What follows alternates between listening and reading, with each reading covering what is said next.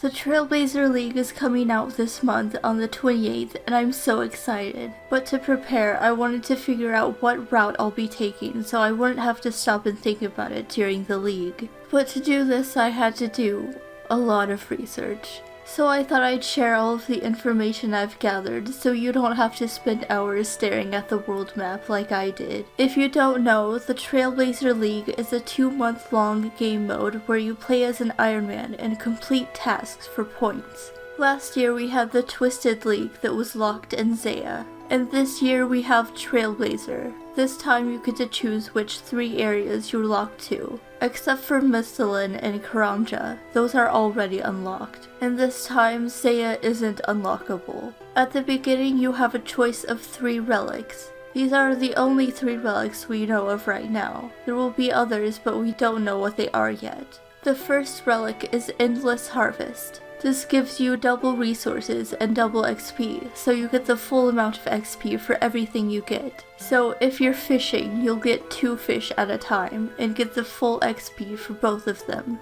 But everything is sent to your bank. This makes it extremely AFK. You could fish forever without having to stop and drop all of your fish. But this isn't so great if you need your items in your inventory, like if, for example, you're doing construction. You might want to keep your logs in your inventory to have your butler send them to a sawmill or to take them to a sawmill yourself. But you could probably just work around this by filling your bank with fillers.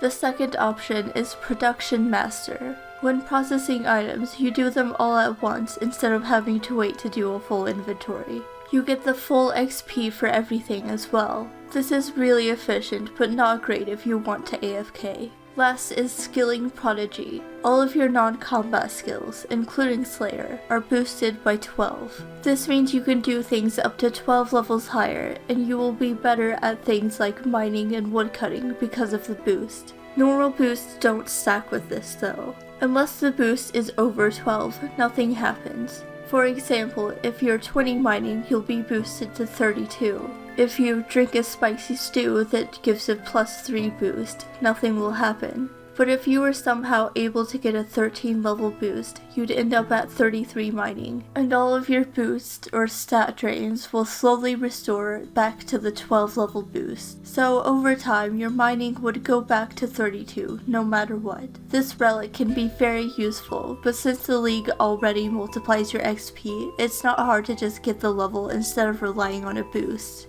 Now onto the areas. You start out in Misthalin. Misthalin includes Lumbridge, Varrock, and goes all the way to Draenor and Edgeville. It also includes Fossil Island and Intrana. To access Lithgren, you do need Dragon Slayer too, but it's auto-completed only if you unlock Fremennik.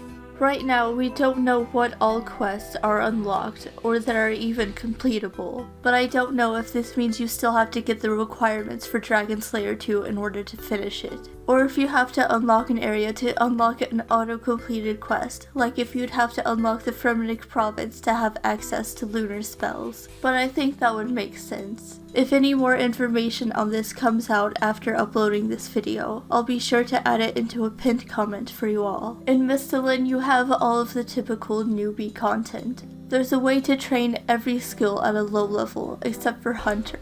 But you can do the Varrock Museum quiz for 9 Hunter at least. In Misthalin, you have the water and earth altars, various yew trees, fly fishing, master farmers and a seed shop, 2 Slayer masters, and agility courses. You have access to Obor, who drops the Hill Giant Club, and Bryophyta, who drops her essence that can be made into a staff that stores nature runes. You have access to Xanaris, which has Piro, the Cosmic Altar, and the market that sells dragon longswords and dragon daggers, and Dorgesh Khan, where you can buy bone crossbows and other weapons, and the agility course. Through fairy rings, you can get to the abyssal area and kill abyssal demons and sire for a whip or other abyssal weapons. Fossil Island has volcanic mine, volcanic ash, birdhouses, herbivore, solioceps, underwater agility, and thieving. There's the hardwood patches and seaweed patches. So in total, Misthalin has 7 different farming spots. Some notable drops you can get in Misthalin are Abyssal Whip from Abyssal Demons or Sire,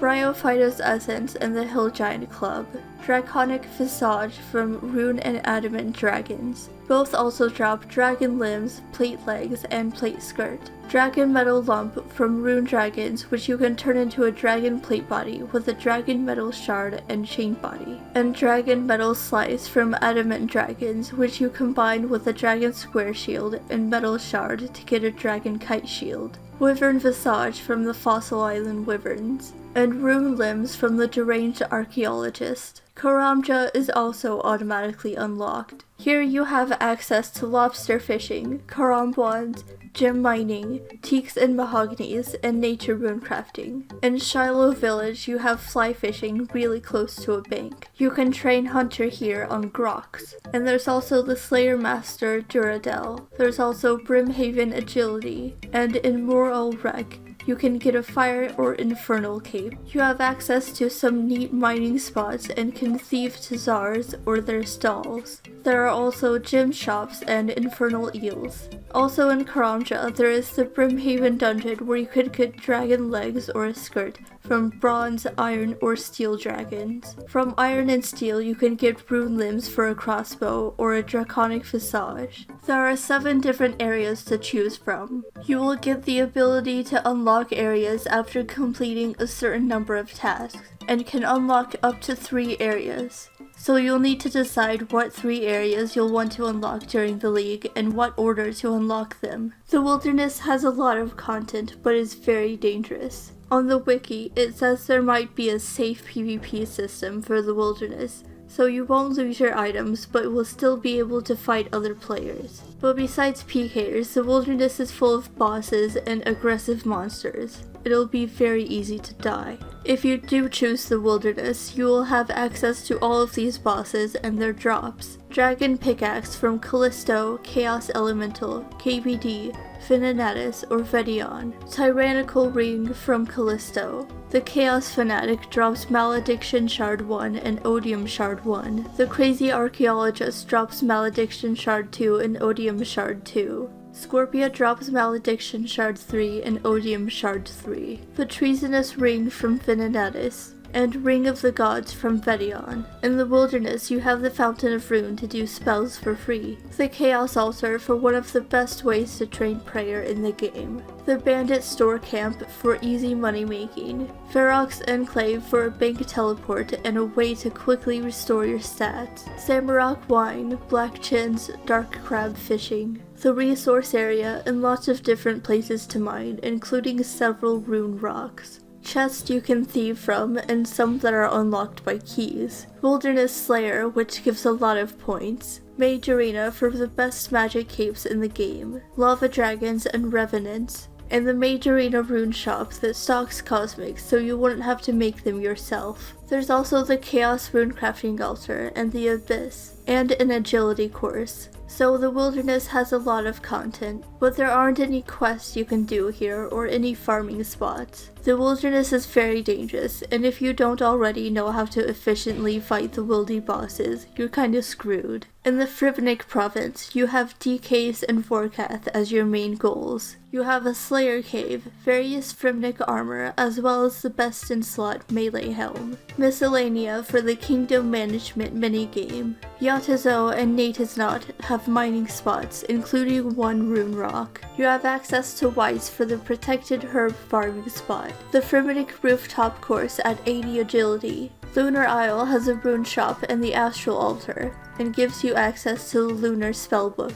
And the Dwarf City gives you Blast Furnace and multiple mining spots. There are a total of 2 farming spots in this area. Some notable drops are the DK's Rings, Brine Saber from Brine Rats, Rock Shell Armor from Giant Rock Crabs, Spined Armor from Dagonoths, Skeletal Armor from Wallasalkis, Leaf-Bladed Sword from Turos and Kurasks, and the Basilisk Jaw. There's the Polar Hunter area and various stalls to thieve from. A lobster fishing spot close to a bank on Yatizo, and a spinning wheel close to the Natisnot Bank. Here you have access to the Celtigrim Stonemason, which is the only place in the game where you can buy marble blocks, gold leaves, and magic stones. Fremennik is great if you want to train a lot of Slayer or do DKs and Vorkath, but DKs might be hard with low level gear, doing them entirely solo since we'll all be Iron Men. I'm not sure if you'll be able to complete the Elite Fremennik diary for noted bones from DKs, or if it will be auto-completed or what,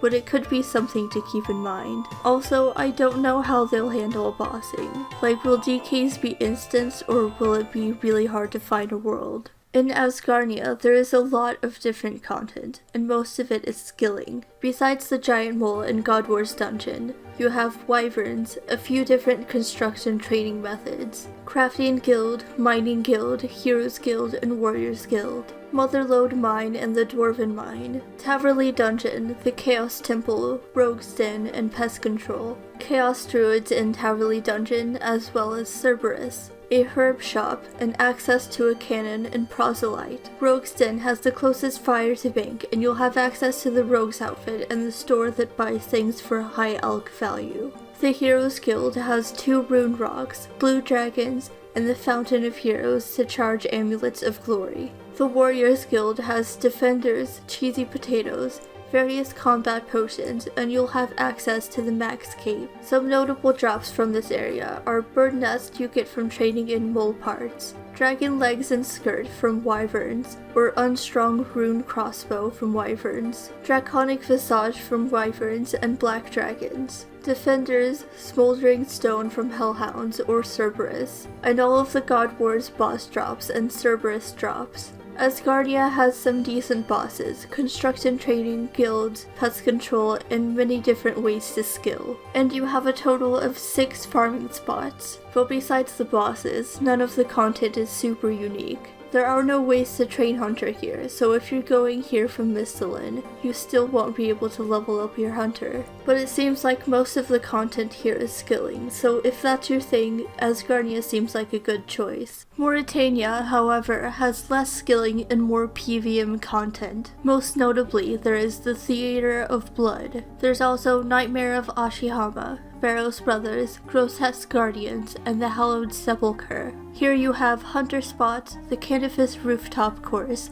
Port Phasmatis for training prayer, and Charters for crafting, Cave Horrors for a black mask, and temple checking for the various things you can get like bowstrings. In Darkmire there is the Blisterwood Tree and Fire Watches, Swamp Crabs for AFK combat training, shark fishing spots, and Dealt Essence. The most notable drops in this area are the Strange Old Lockpick from Sepulchre, Barrow's Armor, the Blood Shard from Firewatch Sentinels and Black Mask from Cave Horrors, Whip from Abyssal Demons, and the various drops from the Theater of Blood and Nightmare of Ashihama. There are 3 farming spots in total, one being the only place in the game you can grow mushrooms. In Morytania, you'll have access to Barrow's Armor, which has a lot of different uses, and can get a Slayer helmet and have a lot of end-game content. But there isn't a whole lot of skilling content, and if you don't know how to do the endgame content here, it'll be very hard to learn. The desert only really has one boss, and that's the Calphite Queen. The ancient spellbook is only accessible through the desert. The mods have stated that you won't have desert treasure auto-completed unless you unlock the desert area. But the desert also has some efficient skilling methods like blackjacking, pyramid plunder, granite, and the fire altar. There's a tanner, a Lee Morrisane shop, and various other shops in Alcarid, as well as the herbalist in Narda. For agility training, you have the Alcarid course, Paul Nivnich, and the agility pyramid. There are hunter spots, mage training arena, and all of its rewards, and the only dust devils in the game besides the one in Korend, which is inaccessible. In the desert you can find various rocks up to adamant, a cactus farming spot, and you can train AFK combat in the bandit camp. The only really notable drops in this area are the Dragon 2H sword and Dragon chain from Calphite Queen, and the Pharaoh's scepter from Pyramid Plunder. The desert has some fast skilling methods and the Calphite Queen, and you'll only be able to unlock ancient spells through the desert. Plus, if you want to have access to darts, you'd have to do the quest Tourist Trap, which takes place in the desert.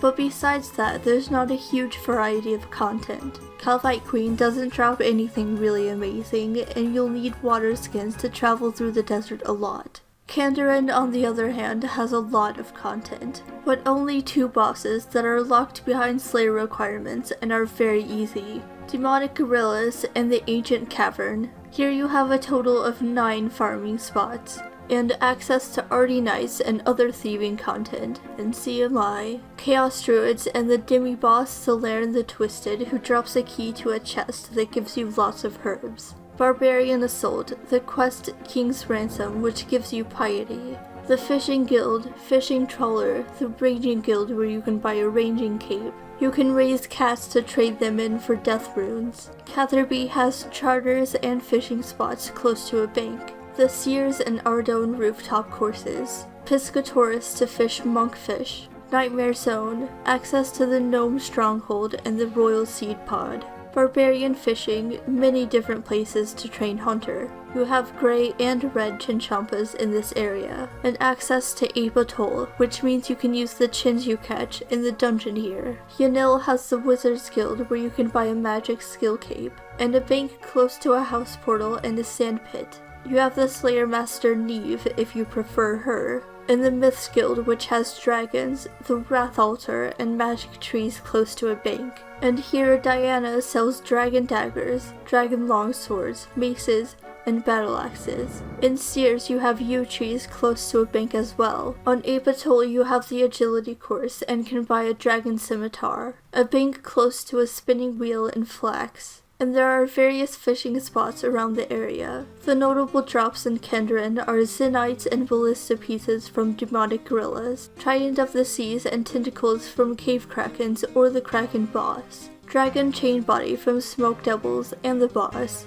occult necklace from both of them, ancient staff from the thermonuclear smoke devil, dragon full helms from mithril dragons, draconic visage from mithril and black dragons. Kandarin has a lot of different content and resources. The only bosses here are really simple, and you have access to the best fishing method and a high-level runecrafting method. However, there's nothing really end-game here besides demonic gorillas, and the only bosses are locked behind Slayer levels. Last but not least, Tirannwn. The main things here are Zulrah, the Gauntlet, and Zalcano. But if you get a blowpipe from Zulrah, you won't be able to use it without having access to the desert to make darts. And if you get a magic fang, you need Kandarin unlocked to be able to attach it to a trident. The Gauntlet will be great in this league, because since you're an Iron Man locked to certain areas, it'll be hard to get good gear anyways. But with the Gauntlet, you don't need anything besides stats, and you have the chance to get some really good gear. Also in Tirannwn, there are sacred eels which give you a tons of scales, magic and yew trees, some fairly close to banks, various shops, one being the rune shop in Privthanos that stocks cosmics.